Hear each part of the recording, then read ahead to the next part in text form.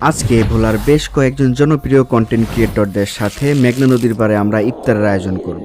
যেহেতু আমরা সবাই সদরের কাছাকাছি থাকি, তাই আগে আমাদেরকে ইলিশা নদীর পাড়ে যেতে হবে।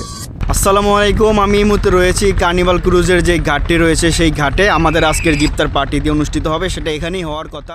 এখানেই আমাদের যাচ্ছি এখন কার্নিভাল ক্রুজ জাহাজে। মহসিন ভাই বলছে এটা মধ্যে কইরা ভুইরা লবণ নিয়ে আসতে, সো যাওয়া যাক। এই ভাই এটার ভিতরে ভুইরা লবণ দিতে বলছে।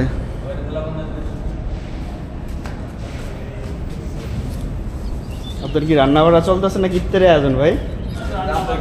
রাতের খাবার, রাইস, শাকসবজি, বেগুন। আপনারা অবশ্যই জানেন কার্নিভাল ক্রুজে মূলত নিচে যে ডেকটা রয়েছে এখানে কাঠ থাকে, উপরে কিন্তু যাত্রীদেরও বসার জায়গা রয়েছে। ঘোলের দায়িত্বটা মূলত রাকিব ভাই এই পালন করতেছে। দ্বীপ জেলা ভোলা মহিষের খাঁটি দুধের গোল গোল গোল গোল গোল গোল গোল গোল গোল গোল গোল গোল সাম্রাজ্য দ্বীপ জেলা ভোলা।